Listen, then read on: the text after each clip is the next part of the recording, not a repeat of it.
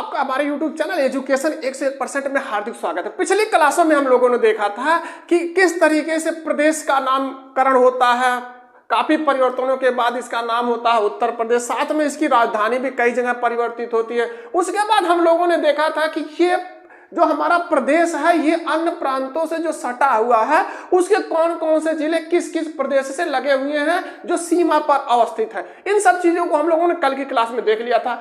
आज की क्लास में हम लोग देखते हैं कि जब प्रदेश की स्थापना हो गई, शासन सत्ता शुरू हो गई, तो उसके बाद यह महसूस होना शुरू हो गया कि न्याय के लिए भी एक व्यवस्था होनी चाहिए, न्यायिक प्रणाली की भी योजना बननी शुरू हो गई। इस तरीके से सर्वप्रथम 17 मार्च 1866 ईस्वी को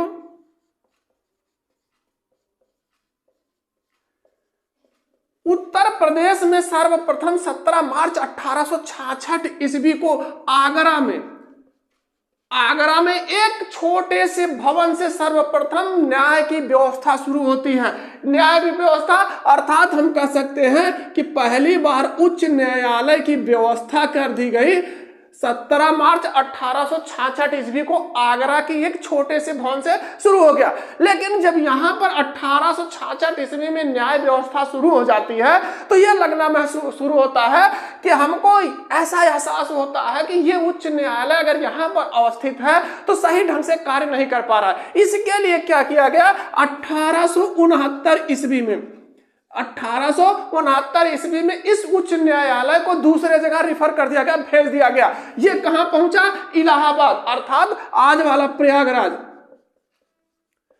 उत्तर प्रदेश का जो उच्च न्यायालय प्रयागराज में अवस्थित हो गया 1869 ईस्वी में। लेकिन यह देखा गया कि अगर हम प्रयागराज में ही केवल उच्च न्यायालय स्थापित करते हैं तो एक दूसरे छोर पर अवस्थित हो जाएगा। कुछ ऐसा किया जाए न्याय के लिए लोगों को भटकना ना पड़े, इधर उधर दर दर की ठोकरें ना खानी पड़े। इसके लिए क्या किया गया कि प्रयागराज में तो उच्च न्यायालय की स्थापना कर दी गई, लेकिन ये किनारे होने की वजह से इसके मध्य में भी उच्च न्यायालय की एक खंडपीठ अवस्थित कर दी गई। इसका उच्च न्यायालय जो उत्तर प्रदेश का उच्च न्यायालय है इसकी एक खंडपीठ लखनऊ में भी अवस्थित कर दी गई।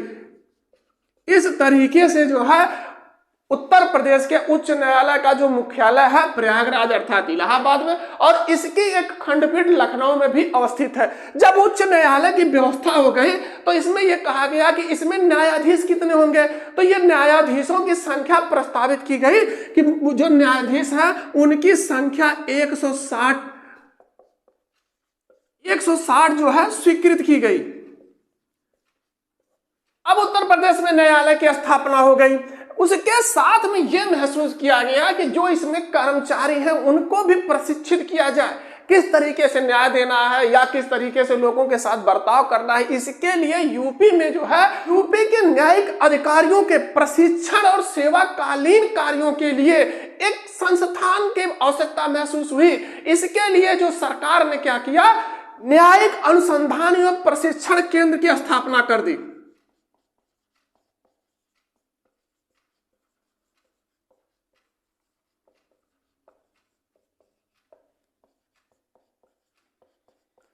न्यायिक अनुसंधान एवं प्रशिक्षण संस्थान की स्थापना कहां की गई, यह लखनऊ में कर दिया गया। और इसका यह कार्य किया गया, इसको यह जिम्मेदारी दी गई कि जो भी न्यायिक कार्य से संबंधित व्यक्तित्व हैं उनको प्रशिक्षित किया जाए, लोगों के साथ किस तरीके से बर्ताव करना है और किस तरीके से उनके साथ जो है न्याय करना है।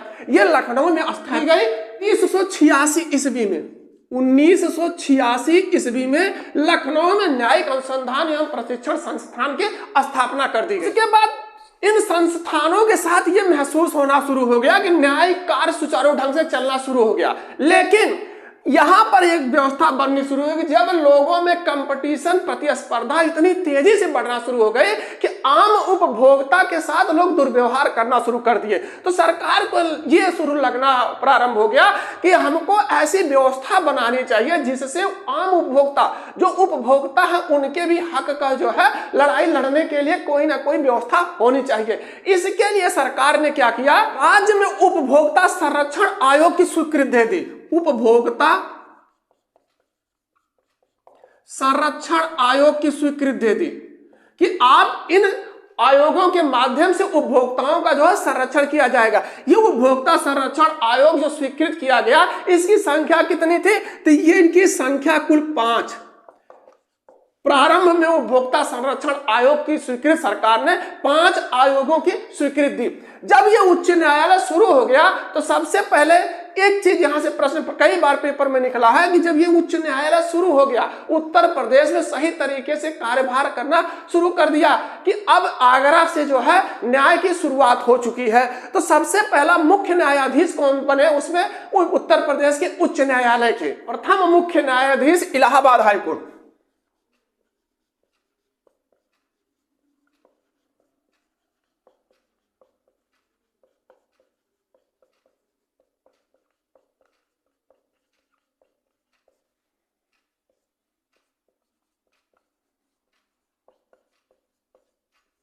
नाम क्या था? न्यायमूर्ति वाल्टर मोर्गन।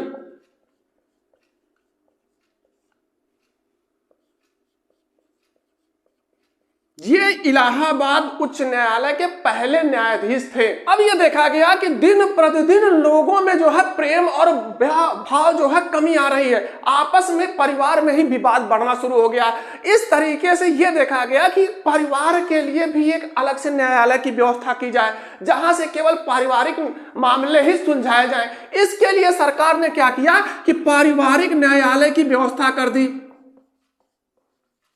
पारिवारिक न्यायालय कब से कार्य करना शुरू कर दिया? तो सर्वप्रथम पारिवारिक न्यायालय 1984 ईस्वी से ये कार्य करना प्रारंभ करता है, जिसमें केवल पारिवारिक से संबंधित विवाद जो भी होंगे उसमें इसकी सुनवाई होगी। 1984 ईस्वी से ये कार्यभार शुरू कर देता है। इसके बाद सरकार ने यह देखा कि जो ये व्यापार है अर्थात वाणिज्य क्षेत्र में है, इसकी जो भी समस्याएं हैं अगर उसका निस्तारण शीघ्र किया जाएगा तो बाहर से आने वाले लोग हैं जो बाहर से आते हैं और निवेश करते हैं प्रदेश में, वो अच्छी तरह से निवेश करेंगे और हमको रोजगार मिलेगा, साथ में व्यापार में हमारी वृद्धि होगी और हमारे आय में भी बढ़ोतरी होगी।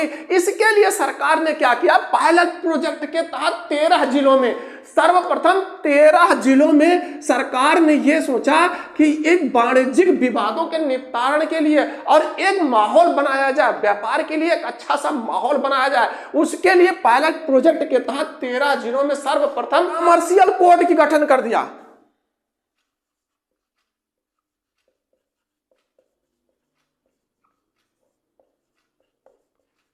कमर्शियल कोर्ट जब गठित हो गए तो इसको यह जिम्मेदारी दी गई कि जो भी विवाद हैं वाणिज्य से संबंधित जो भी विवाद है उसको यथाशीघ्र जल्द से जल्द उसका निपटारण किया जाए और एक अच्छा माहौल बनाया जाए प्रदेश में कि जिससे बाहर से आने वाले लोग अपना निवेश करें। प्रदेश में कुल 6 औद्योगिक न्यायाधिकरण है। कुल कितने हैं? 6 औद्योगिक।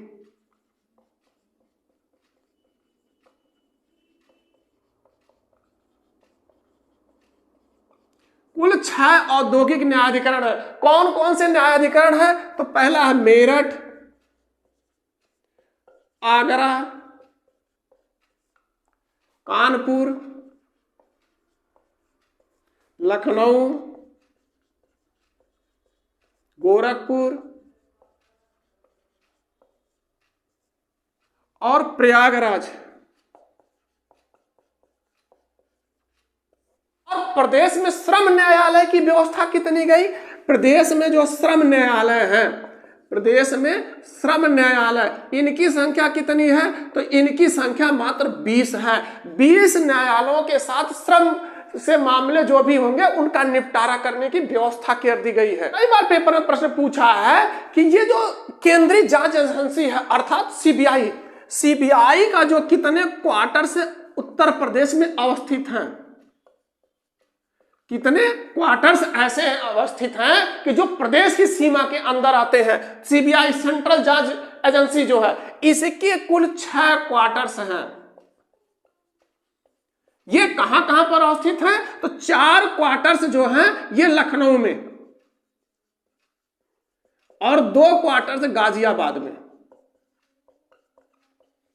यहां से जो है ये जांच एजेंसी अपना कार्य करती है, सुचारू ढंग से अपना कार्य करती है। यहां से न्याय के लिए अब न्यायालय की व्यवस्था हो गई, लेकिन ऐसी एक व्यवस्था बनाई जाए कि जिसे न्यायालय दंडित करे या कोई ऐसा गलत काम करे जिसको पकड़ने के बाद पुलिस कहां उसको रखेगी, इसके लिए कारागार की व्यवस्था कर दी गई। तो प्रदेश में कुल कितनी कारागार संस्थाएं अवस्थित हैं? देश में कुल कारागार संस्थाएं कितनी हैं?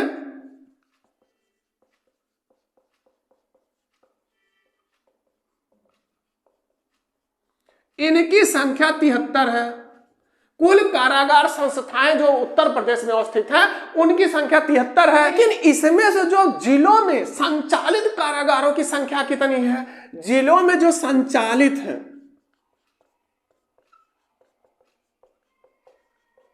संचालित कारागार की संख्या जो है, कारागार की संख्या कुल कितनी है? तो ये संख्या जो है 61 है। जिलों में संचालित कारागार संस्थाएं जो हैं उनकी संख्या 61 है। लेकिन ये जो जिला कारागार है, ये जिला कारागार की संख्या 61 है। इससे भी कार्य नहीं चल रहा था। नए नए जिलों का जब निर्माण हो गया या व्यवस्थाओं को अपडेट करना पड़ गया, नए तरीके से बनाना पड़ा, तो कुछ ऐसी कारागार हैं जो निर्माणाधीन है। तो उनकी संख्या कितनी है? निर्माणाधीन कारागार,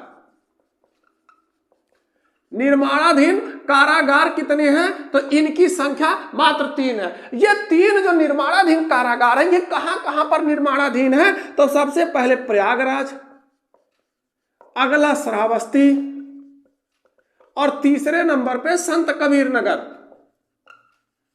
संत कबीर नगर में जो है ये निर्माणाधीन कारागार अवस्थित है। निर्माणाधीन कारागारों के माध्यम से ही ये व्यवस्था बनाई गई कि जो भी अपराधी हैं, जो भी अपराध किए हैं, उनको यहां पर लाके जो है रखा जाएगा। इन जिला कारागारों के साथ साथ ये भी व्यवस्था कर दी गई कि कुछ उप कारागार भी बनाए जाएं। तो प्रदेश में कितने उप कारागार हैं? तो उप कारागार की संख्या मात्र 2 है। उप कारागार की संख्या जो है मात्र 2 है।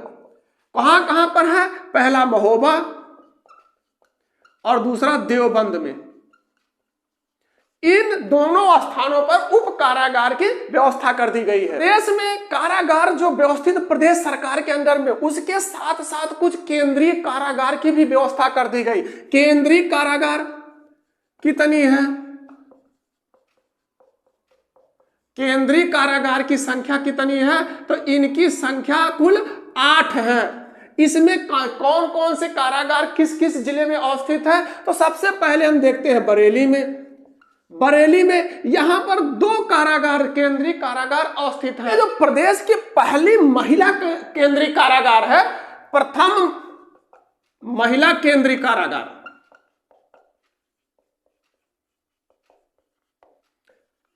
कारागार ये कहां पर अवस्थित है? तो ये बरेली में ही अवस्थित है। और यह प्रथम केंद्रीय कारागार जो महिला केंद्रीय कारागार है, इसकी स्थापना कब कर दी गई? तो ये 2020 में इसकी स्थापना कर दी गई बरेली में। साथ में प्रदेश में जो छोटे उम्र के हैं, जो वयस्क नहीं है, उनके लिए कारागार की व्यवस्था कहां कर दी गई?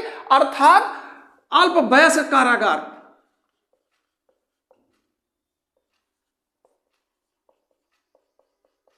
ये अल्प वयस्क कारागार की स्थापना कहां कर दी गई? तो ये अल्प वयस्क कारागार भी इसी बरेली में है, जिसे किशोर सदन भी कहा जाता है। इसको कहा जाता है किशोर सदन।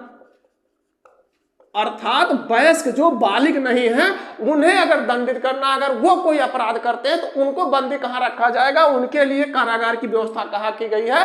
तो ये बरेली में ही इनके भी कारागार की व्यवस्था कर दी गई है। उसके बाद ये जो केंद्रीय कारागार संख्या 8 है, इसका अगला कौन सा है? तो अगला हम देखते हैं आगरा। सर्वप्रथम अगर पूछे कि केंद्रीय कारागार की स्थापना कहां की गई थी, तो सबसे पहला केंद्रीय कारागार की स्थापना आगरा में की गई थी। कब की गई थी? तो 1844 ईस्वी में प्रथम केंद्रीय कारागार की स्थापना 1844 ईस्वी में आगरा में की गई थी। अगला कौन सा है? अगला वाराणसी,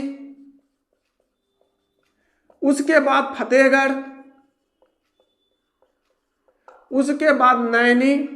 नैनी आपको याद ही होगा, जब 9 अगस्त 1925 ईस्वी को एक घटना घटी थी, काकोरी कांड। काकोरी कांड का एक व्यक्तित्व था जिसके नैनी में ही फांसी दी गई थी। वो कौन सा क्रांतिकारी था? तो रोशन सिंह। रोशन सिंह को इसी नैनी जेल में जो है उन्हें आज जो केंद्रीय कारागार के रूप में है वहीं पर ही इनको फांसी दी गई थी। और उसके बाद अगला कौन सा है?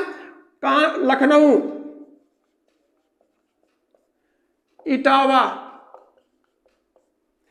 ये जो स्थान है ये केंद्रीय कारागार जो संख्या 8 है, ये स्थान है, वहां पर केंद्रीय कारागार अवस्थित है। कारागार की भी स्थापना कर दी गई और कारागार में जो कर्मचारी कार्य कर रहे हैं उनके प्रशिक्षण की भी व्यवस्था कर दी गई।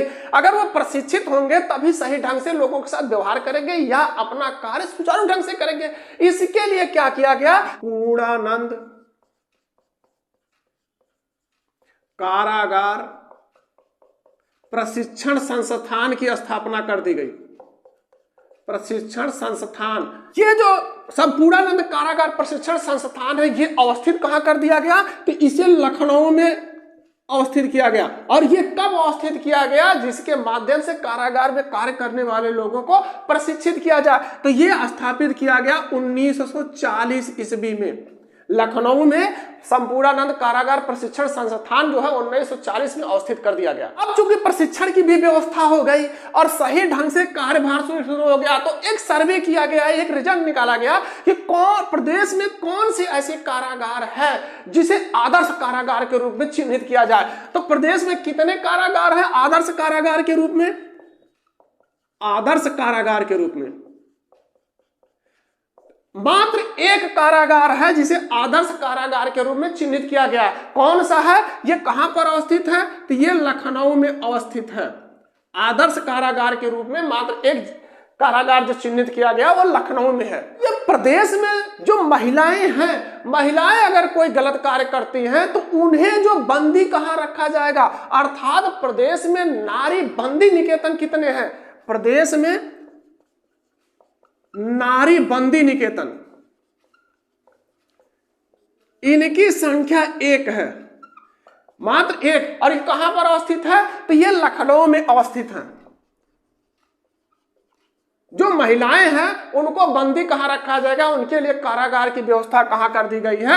ये लखनऊ में है, जिसे हम नारी बंदी निकेतन कहते हैं। हम लोगों ने देख लिया कि न्यायालय की स्थापना हो गई, न्याय प्रणाली शुरू हो गई, कारागार की व्यवस्था हो गई। अब एक चीज हम लोग देखते हैं कि कहां से ये पेपर प्रश्न निकलता है कि प्रदेश का प्रथम कौन था। जैसे स्वतंत्रता के बाद प्रदेश का प्रथम मुख्यमंत्री कौन था?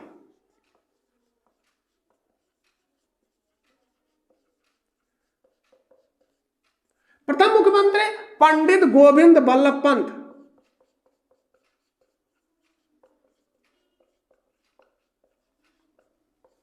प्रदेश के प्रथम मुख्यमंत्री पंडित गोविंद बल्लभ पंत। यहां पर एक चीज और पूछता है कि ये प्रथम मुख्यमंत्री हो गए, प्रथम उप मुख्यमंत्री कौन था? प्रथम उप मुख्यमंत्री। वैसे संविधान में उप मुख्यमंत्री की व्यवस्था नहीं की गई है, लेकिन फिर भी जो है जो उस टाइप के व्यक्तित्व होते हैं जिसे मुख्यमंत्री के समकक्ष ही समझा जाता है, उनको खुश करने के लिए, उन्हें संतुष्ट करने के लिए उप मुख्यमंत्री का पद स्वयं सृजित किया जाता है। ये 1 भी किया जा सकता है, 2 भी, 3, जितनी भी व्यवस्थाएं आपसे सब समझते हैं कि इतनी व्यवस्थाओं के माध्यम से शासन सत्ता सुचारू ढंग से चलाई जा सकती है, उतने मुख्यमंत्रियों की व्यवस्था की जा सकती है। संविधान प्रदत्त नहीं, स्वयं से निर्मित ये पद है। तो सबसे पहला उप मुख्यमंत्री कौन था प्रदेश का? चौधरी नारायण सिंह।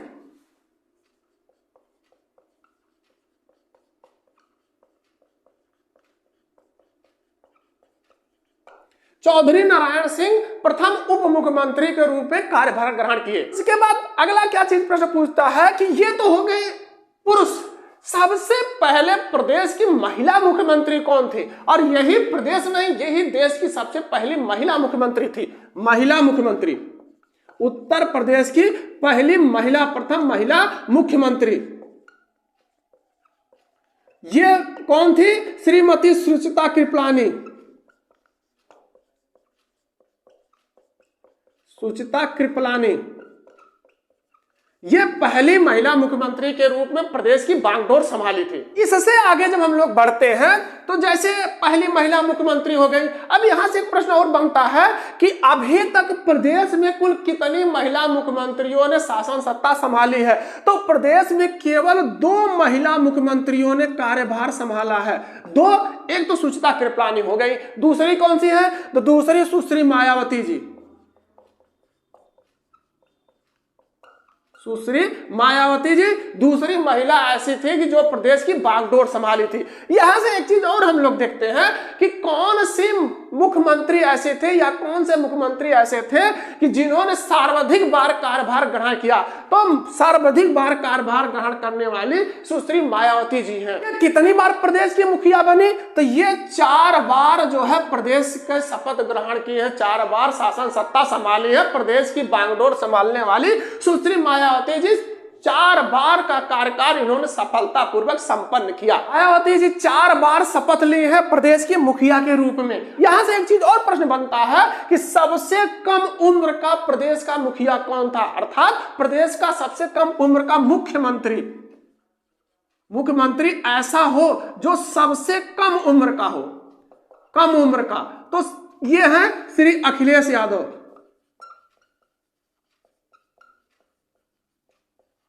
ये सबसे कम उम्र में ही प्रदेश के मुखिया बन गए थे। अब हम लोग देखते हैं कि ये पेपर में ऐसे प्रश्न पूछते हैं कि ये एक व्यक्तित्व का नाम ऐसे बताइए, एक ऐसे व्यक्ति का नाम बताइए कि जो मुख्यमंत्री भी रहा हो, मुख्यमंत्री भी रहा हो और साथ में प्रधानमंत्री का भी कार्यकाल चलाया हो। मुख्यमंत्री भी हो, प्रदेश का मुखिया भी रहा हो, साथ में देश का भी मुखिया रहा हो बाद में। तो कौन है? तो ये 2 व्यक्ति हैं, 2 व्यक्ति हैं। कौन कौन से? चौधरी चरण सिंह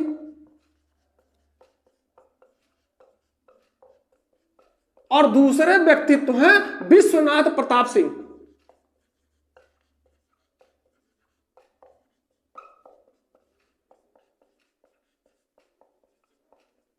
मुख्यमंत्री हो गए। अब हम लोग देखते हैं कि सर्वप्रथम प्रदेश का राज्यपाल कौन था?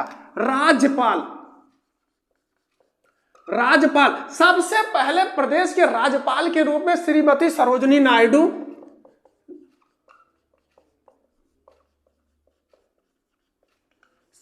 नायडू जी ने कार्य किया और ये पहली महिला राज्यपाल भी हैं। और साथ में एक चीज यहां से प्रश्न पूछता है कि कौन सा ऐसा व्यक्तित्व है कि जिसे सर्वाधिक बार राज्यपाल रहने का जो है सौभाग्य प्राप्त हुआ है? ये व्यक्तित्व है 2 हैं सर्वाधिक बार जो है, अर्थात सर्वाधिक समय तक राज्यपाल रहने का जो है जिन्हें सौभाग्य प्राप्त हुआ है, वो है BL जोशी और मोहम्मद शफी कुरैशी।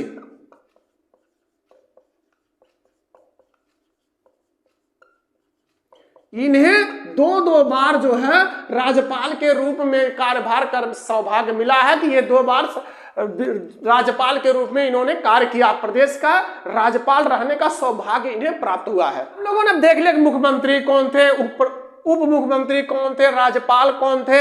इन सबको देखने के बाद अब हम लोग थोड़ा सा विचार करते हैं कि जो हमारा विधानसभा है, विधानसभा प्रदेश में जो है इसके 2 सदन है, उच्च सदन, निम्न सदन, जिसका नाम है विधान परिषद। एक का नाम है विधान परिषद और दूसरा है विधानसभा। अब यहां से हम लोग देखते हैं कि ये जो विधान परिषद है, इस विधान परिषद का प्रथम सभापति विधान परिषद का प्रथम सभापति कौन था? तो श्री चंद्रभान। और इस विधानसभा का प्रथम अध्यक्ष कौन था? विधानसभा अध्यक्ष, पहले अध्यक्ष कौन थे? तो पहले अध्यक्ष कौन है? राजर्षि पुरुषोत्तम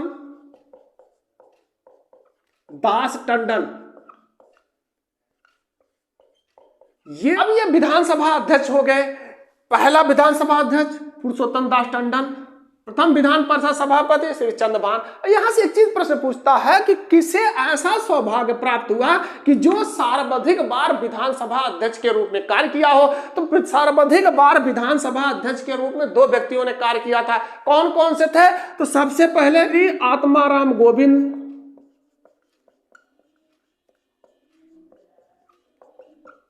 गोविंद खेर, और दूसरे नंबर पे थे श्री केसरीनाथ त्रिपाठी।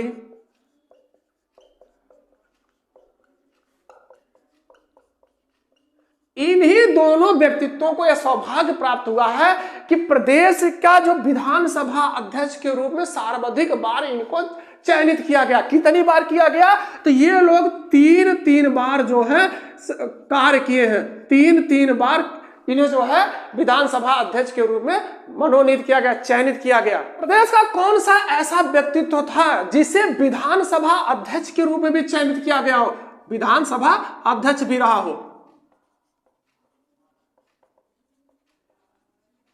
एक ऐसा व्यक्तित्व था जो विधानसभा अध्यक्ष के रूप में भी कार्य किया था और इतना सौभाग्यशाली थे कि ये मुख्यमंत्री के भी रूप में कार्य किए। ये कौन कौन से थे? कौन कौन लोग ऐसे थे जिन्हें यह सौभाग्य प्राप्त हुआ? वो 2 व्यक्ति थे। कौन कौन से थे? श्रीपद मिश्र और दूसरे थे श्री बनारसी दास। इन दोनों व्यक्तियों को विधानसभा अध्यक्ष के साथ साथ मुख्यमंत्री के रूप में भी कार्य करने का सौभाग्य प्राप्त हुआ। और उत्तर प्रदेश का प्रथम लोकायुक्त कौन था? प्रथम लोकायुक्त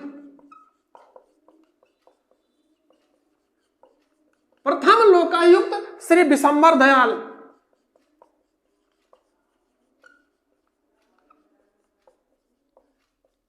उत्तर प्रदेश में प्रथम लोकायुक्त के रूप में कार्यभार ग्रहण करने वाले श्री विशंबर दयाल सबसे पहले लोकायुक्त हैं। सरकार ने यह देखा कि जो ये पिछड़ा समाज है जिसे हम लोग कहते हैं ओबीसी अर्थात अदर बैकवर्ड कास्ट, इसकी कुछ समस्याएं हैं। इसकी समस्याओं को सुनवाई के लिए या देखभाल के लिए एक आयोग का गठन किया जाए। इसके लिए सरकार ने क्या किया? राज्य पिछड़ा आयोग की स्थापना कर दी।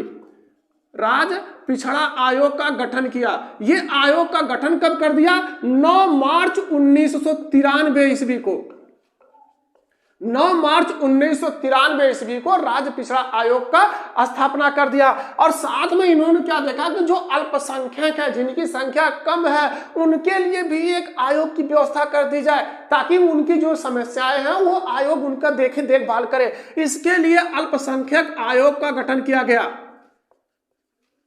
अल्पसंख्यक आयोग कब से कार्य करना शुरू कर देता है? तो ये 1994 ईस्वी से अल्पसंख्यक आयोग जो है 1994 ईस्वी में अल्पसंख्यक आयोग ने मूर्त रूप ले लिया। उसके बाद व्यवस्थाओं के तहत ये देखा गया कि जो मानव है इनका भी कुछ अधिकार है। जैसे संविधान प्रदत्त कुछ अधिकार मिले हुए हैं, लेकिन उनकी देखभाल के लिए सरकार ने यह कहा कि एक राज्य मानवाधिकार आयोग का भी गठन किया जाए। तो सर्वप्रथम राज्य मानवाधिकार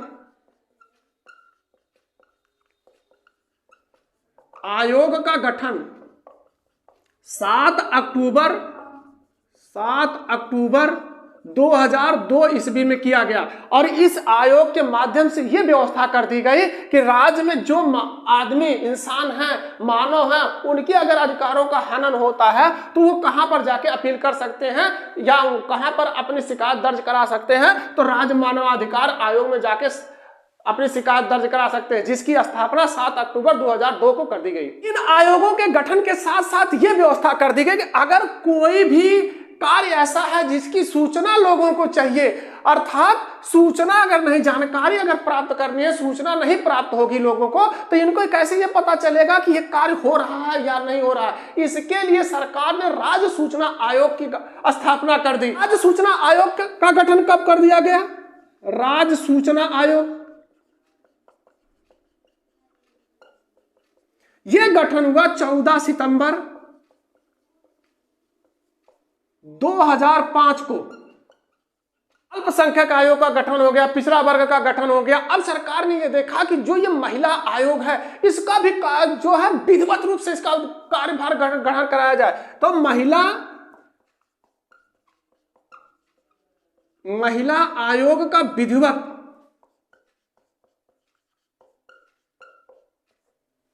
गठन अगस्त 2004 में कर दिया गया। अगस्त 2004 में महिला आयोग का विधिवत रूप से गठन कर दिया गया। इसके बाद प्रदेश सरकार ने यह देखा कि सभी लोगों के लिए एक आयोग का गठन कर दिया गया, लेकिन जो बाल हैं, बच्चे हैं, छोटे से उम्र वाले हैं, जो वयस्क नहीं है, उनके लिए भी एक आयोग हो, ताकि उनकी भी समस्याएं हैं या उनको कोई परेशानी है तो उनकी भी देखरेख करने वाला एक आयोग होना चाहिए। उसके लिए सरकार ने क्या किया, आज बाल अधिकार संरक्षण आयोग की स्थापना कर दी।